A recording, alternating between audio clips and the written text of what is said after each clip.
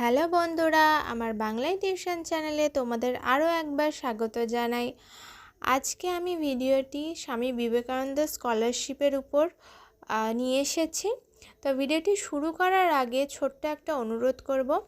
বন্ধুরা, তোমরা কিন্তু আমার চ্যানেলটিকে সাবস্ক্রাইব করছো না। তোমরা চ্যানেলে আসছো, ভিডিও দেখছো এবং চলে যাচ্ছ। তোমাদের তাই অনুরোধ করছি যে প্লিজ আমার চ্যানেলটিকে সাবস্ক্রাইব করে দাও। সাবস্ক্রাইবে কোনো পয়সা লাগে না, তাই তোমরা নির্দ্বিধায় আমার চ্যানেলটিকে সাবস্ক্রাইব করে দাও, যাতে আমি আরও নিত্য নতুন ভিডিও নিয়ে আসতে পারি তোমাদের জন্য। তো এই স্বামী বিবেকানন্দ স্কলারশিপ সম্পর্কে প্রথমেই বলবো যে তোমরা জানো যে এটা রাজ্যের পড়ুয়াদের জন্য সবচেয়ে বড় একটা স্কলারশিপ।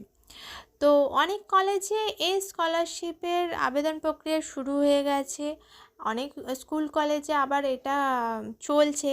তো সবার প্রথমে বলে রাখি, এটা কিন্তু মাধ্যমিক উচ্চ মাধ্যমিক কলেজ সমস্ত পড়ুয়ারাই অ্যাপ্লাই করতে পারবে। আর যে বিষয়টা নিয়ে বলবো সেটা হলো, এই যে স্কলারশিপের বৃত্তির পরিমাণ, এর টাকাটা হচ্ছে বার্ষিক 12,000 থেকে 60,000 টাকার মতো। আর আগেই তো বলেছি, এটা মাধ্যমিক উচ্চ মাধ্যমিক পাস সমস্ত ছাত্রছাত্রীরাই আবেদন করতে পারবে।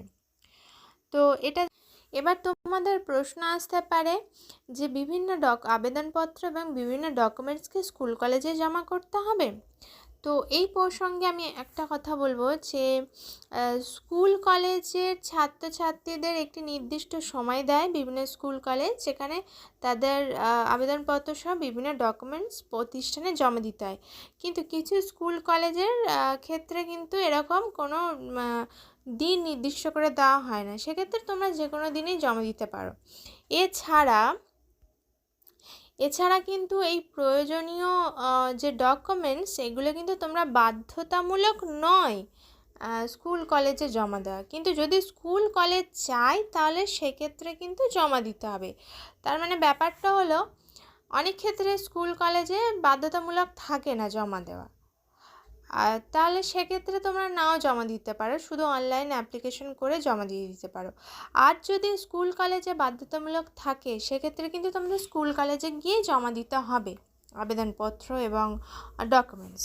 যেটা কেন এই ডকুমেন্টসগুলো জমা দেবে, কেন জরুরি, তার কারণ হচ্ছে তোমরা অনলাইন অ্যাপ্লিকেশন করতে গেলে কিছু না কিছু ভুল হয়ে থাকে সবার দ্বারা। তো সেক্ষেত্রে যে ভুলগুলো হয়, সেই ভুলগুলো তোমাদের যে স্কুল কলেজের স্যার আছে, উনি ভেরিফিকেশান, স্যার বা ম্যাডাম আছেন, ওনারা ভেরিফিকেশান করে তোমাদের দেওয়া ডকুমেন্টসগুলো কপি দেখে ঠিক করে দেন। এবার যে প্রশ্নটা তোমাদের মধ্যে আসতে পারে সেটা হচ্ছে ডকুমেন্টস, আবেদনপত্রের সঙ্গে কী কী ডকুমেন্টস দিতে হবে।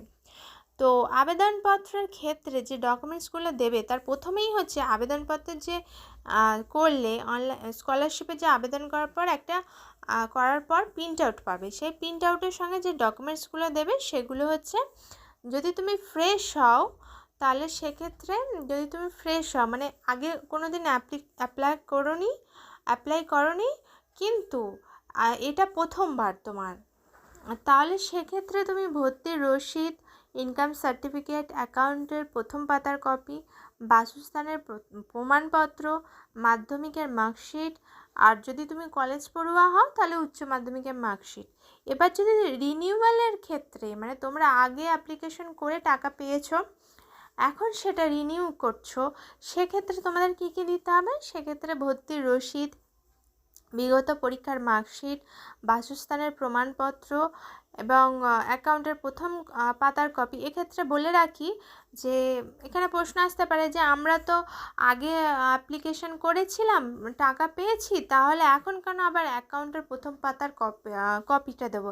এটা কিন্তু তাদের জন্যই যারা আর কি অ্যাকাউন্ট চেঞ্জ করেছে এবং তাদের যে নতুন অ্যাকাউন্টের পাসবই হয়েছে, সেই পাসবইটার কিন্তু দিতে হবে প্রথম কপি।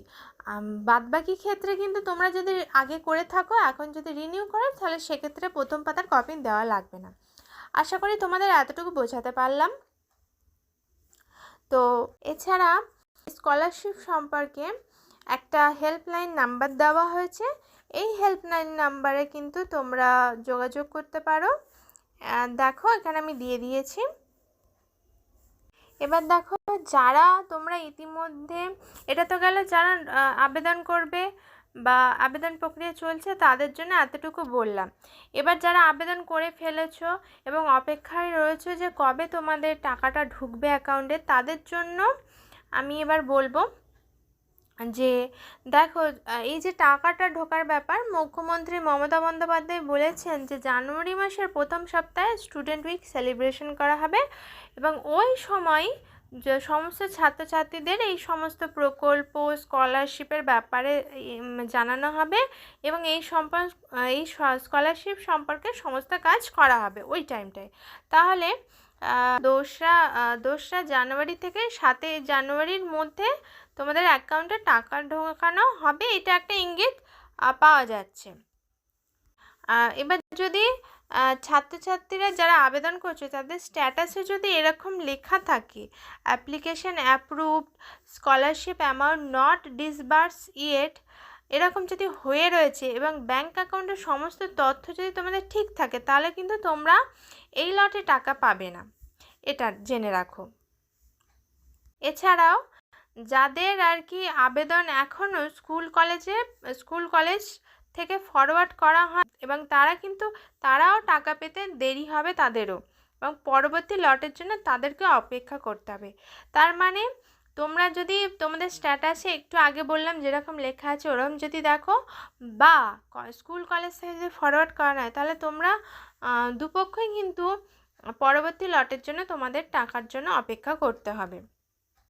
কিভাবে, এবার দেখো কিভাবে বুঝবে যে তোমার টাকা কবে ঢুকবে।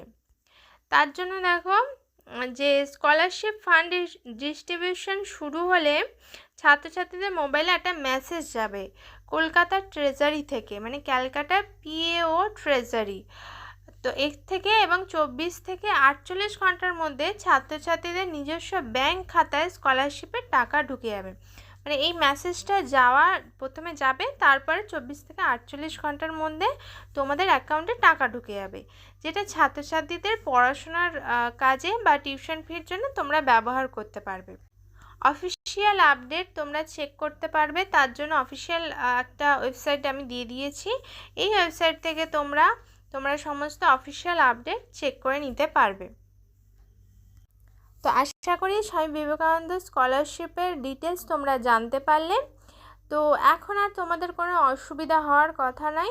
তো যারা এখন আবেদন করনি তারা গিয়ে তাড়াতাড়ি আবেদনটা করে নাও, এবং যারা আবেদন করে রেখেছো তাদের তো বলে দিলাম যে তোমরা যদি কীভাবে মানে টাকা কবে ঢুকবে এবং কী সমস্যা হলে তোমাদের টাকা ঢুকবে না। তো আশা করি ভিডিওটি তোমাদের খুবই কাজে লাগবে। আজ এতটুকুই। আরও বাকি ভিডিও পেতে আমার চ্যানেলটিকে সাবস্ক্রাইব